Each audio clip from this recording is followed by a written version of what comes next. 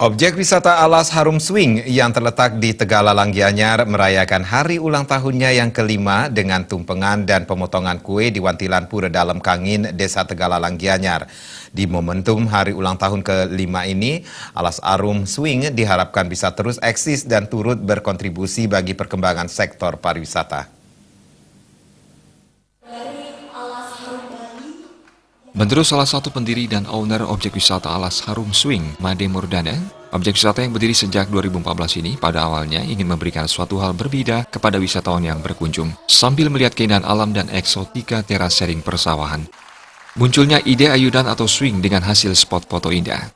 Hal senada diungkapkan owner Alas Harum Swing, Made Swardana. Perkebunan kopi bisa ditata menjadi lebih istimewa, sehingga wisatawan tidak hanya tertarik untuk menyaksikan proses pembuatan kopi luwak, mereka juga bisa menikmati keindahan alam sekitar perkebunan.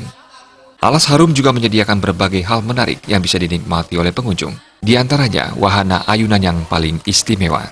Atraksi ayunan atau swing di Bali seolah menjadi tren terbaru untuk menikmati keindahan alam Pulau Bali. Dengan slogan, Reflection and Grateful, Together We Can, pihaknya mengharapkan dukungan masyarakat Tegalalang sehingga objek wisata ini mampu tetap eksis hingga saat ini dan juga ke depannya.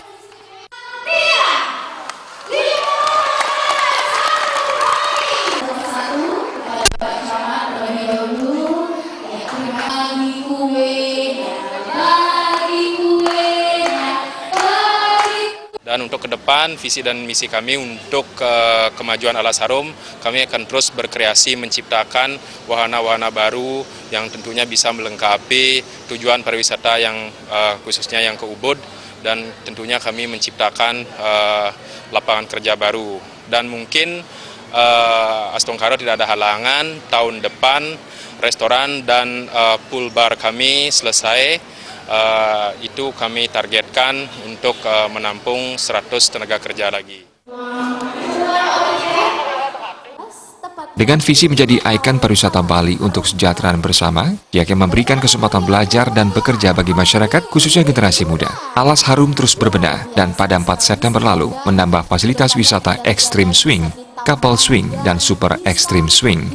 Swardana menambahkan dengan modal awal 400 juta dan lahan parkir 2,5 arah.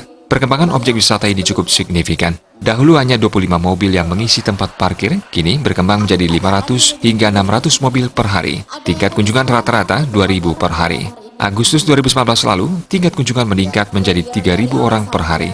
Dalam kesempatan tersebut, reward diserahkan kepada 20 karyawan, berupa jalan-jalan ke luar negeri, 200 karyawan Best Leader of the Year, Employee of the Year, dan Favorit Staff. Selain seluruh staf dan manajemen Alas Harum, perayaan HUT kelima ini juga dihadiri perbekal tokoh masyarakat Tegalalang, Kapolsek dan Camat Tegalalang Nyoman Darmawan.